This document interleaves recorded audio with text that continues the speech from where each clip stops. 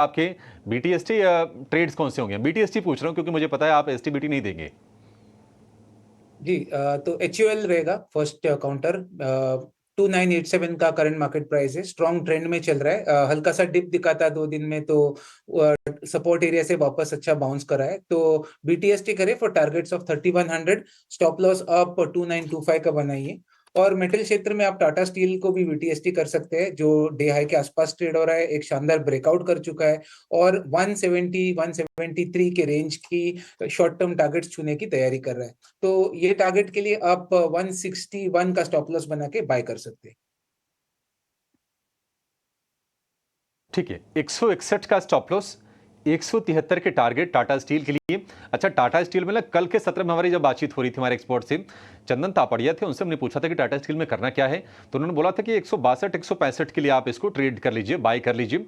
165 आप देखिए आज का हाई है, इसी स्तर पर आसपास ये कारोबार कर रहा है, लेकिन अब इस पर और ऊपर के टारगेट खुल गए हैं। 173 का टारगेट हो गया है, 161 का स्टॉप लॉस, ये अक्षय जी की तरफ से। HUL के लिए 3100 के टारगेट और 2925 रुपए के स्टॉप लॉस आपको लगा के ट्रेड करना है HUL के शेयर में। तो एक कंजम्पशन वाला शेयर, एक मेटल वाला शेयर आपके लिए हो गया। आप बताइए सुदीप, आपके रडार पर कौन से शेयर आ रहे हैं BTST के लिए?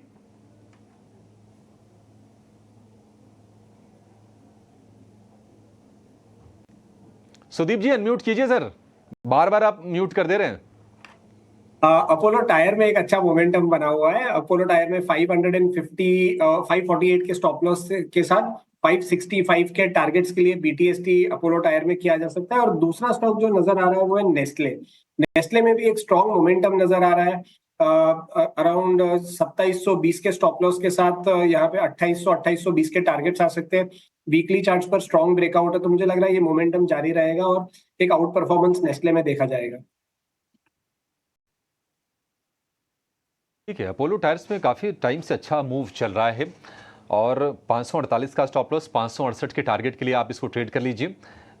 और दूसरा जो शेयर नेस्ले बताया आपको सुदीप ने, 2720 का स्टॉप लॉस, 2820 के 2800 और 2820 रुपए के टारगेट आपके लिए इसमें बन जाएंगे। राहुल जी, आप भी क्या तेजी की तरफ हैं? कौन सा शेयर आपका होगा? हाँ जी, मैं भी तेजी की तरफ हूँ और हिंदुस्तान यूनिलीवर मेरे रेडार पे भी था BTST के लिए, जो मेरे कोलीग ने अभी आपके शो पे कहा। दूसरा एक और काउंटर अल्ट्राटेक सीमेंट देख सकते हैं, 12,070 के आसपास चल रहा है।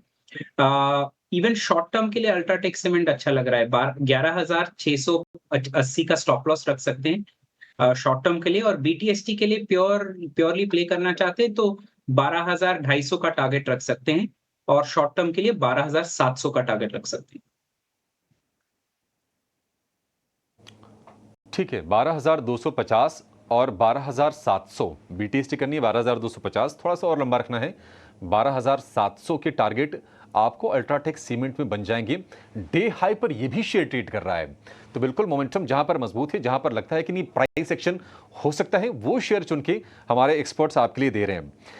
मारुति सुजुकी की अगर बात करें तो सुदीप क्या लगता है, क्योंकि अब ये अपने रिकॉर्ड हाइस के आसपास ये शेयर चला गया है, 13,400 पर ट्रेड कर रहा है, इसमें ट्रेड लेके जाएं या फिर छोड़ दें इसको? मुझे लग रहा है अभिषेक जी, यहाँ पे मारुति में 13,000 के ऊपर ही एक बहुत बड़ा ब्रेकआउट आया और ये ब्रेकआउट के ऊपर स्ट्रांगली क्लोज दे रहा है। तो मुझे लग रहा है यहाँ पे तो बिल्कुल BTST भी अगर करना है या पोजिशनल ट्रेड भी करके जाना है तो कर सकते हैं।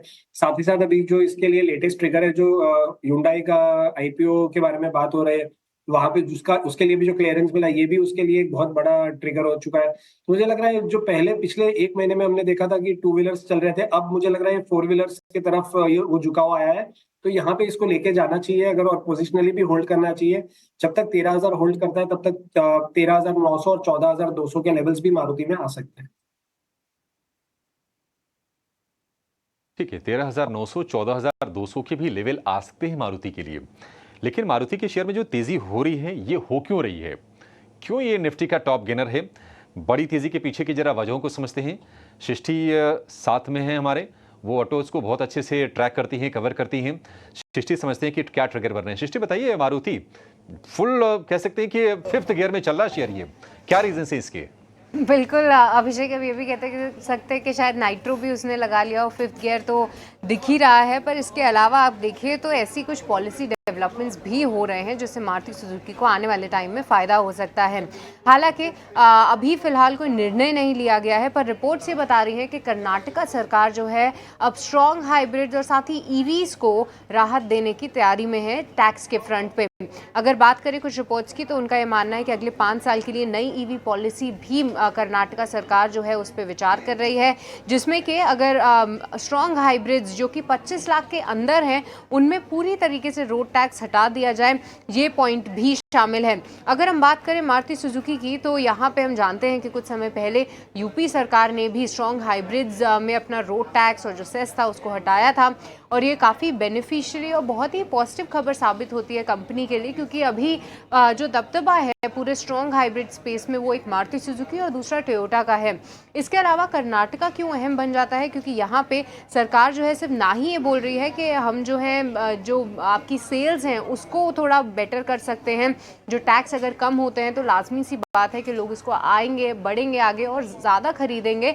पर साथ ही वो ये भी कह रही है कि अगर आप यहाँ पे नए प्रोजेक्ट्स लगाते हैं, एक्सपेंशन करते हैं, तो आपको पीएलआई का बेनिफिट भी मिल सकता है अगले 5 साल तक के लिए। तो ये काफ़ी पॉजिटिव ट्रिगर है। कर्नाटका सरकार अगर स्ट्रॉन्ग हाइब्रिड्स या फिर ईवी को लेकर राहत देती है, डिमांड आगे बढ़ सकती है। पर ध्यान रखिए ये पॉलिसी अभी ऑफिशियली अनाउंस नहीं हुई है, कुछ बातें ज़रूर चल रही हैं और रिपोर्ट्स के मुताबिक जो है ये पूरी खबरें सामने आई हैं। और आप देखिए स्टॉक में भी भरपूर एक्साइटमेंट है। आज 13,000 के ऊपर निकला है ये स्टॉक और फिलहाल निफ्टी का टॉप गेनर भी है। ठीक है, निफ्टी का टॉप गेनर मारुति के शेयर पर हमने व्यू भी ले लिया। सृष्टि बहुत शुक्रिया आपका।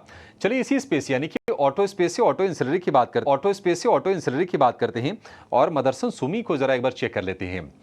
आप जरा इसको चेक कीजिए अक्षय जी। 210 रुपए के ऊपर जाकर मदरसन सुमी अब टिक रहा है और तेजी भी दिखा रहा है।